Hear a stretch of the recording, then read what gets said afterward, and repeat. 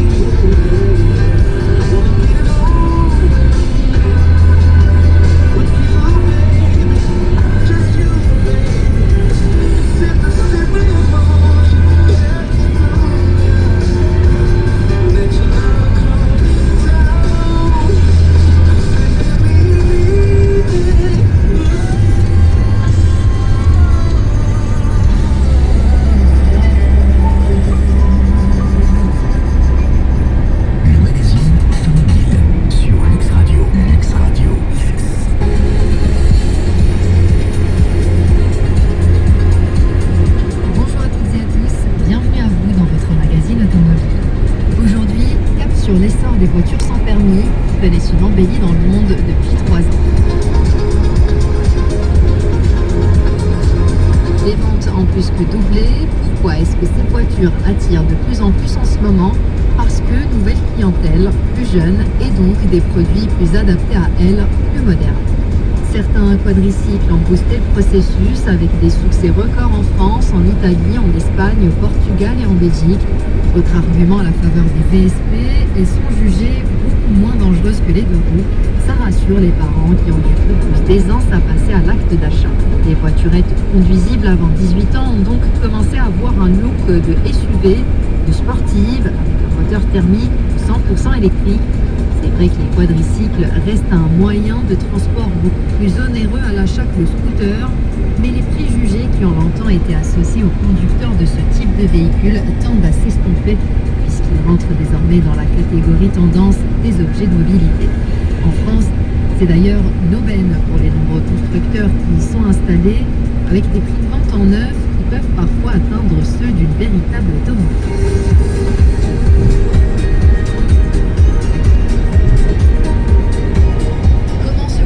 VSP en Europe, pour ces voiturettes sur route, les jeunes de moins de 18 ans doivent tout de même obtenir depuis 2014 le permis AM option quadricycle léger, une formation de 8 heures minimum qui n'est pas forcément dispensée par toutes les auto-écoles et qui permet d'acquérir quelques bases. Avec une puissance de 6 kWh et une vitesse limitée à 45 km/h, les quadricycles sont logiquement bannis des autoroutes et voies rapides. Ils peuvent circuler sans problème en ville par contre. La réglementation les rapproche des deux roues. Ils bénéficient ainsi d'une vignette critique R1, même si la voiture tirera au gasoil. Pour ces gens sans pare-choc démonstratif, sans look sportif, d'autres arguments de vente, les prix peuvent parfois dépasser l'équivalent de 200 000 dirhams, le minimum étant de quelques 100 000 dirhams en neuf en entrée de gamme, 160 000 pour les modèles mieux équipés. Ouais, vous savez, ces véhicules ont été pensés pour être achetés par des parents qui voulaient une famille aisée. C'est pourquoi on en voit de plus en plus dans les grandes villes européennes et dans les quartiers les plus huppés. Certains passent par un site d'abus pour abaisser considérablement la facture. Qu'en est-il des modèles électriques? En ce moment, il y a l'embarras du choix. Des déclinaisons dites branchées sont proposées à la vente à partir de l'équivalent de 140 000 dirhams. Elles annoncent une autonomie de 75 km. Les versions haut de gamme frisent les 180 000 dirhams, sachant que certaines marques artisanales doivent composer avec la concurrence des constructeurs plus traditionnels aux moyens financiers bien plus élevés.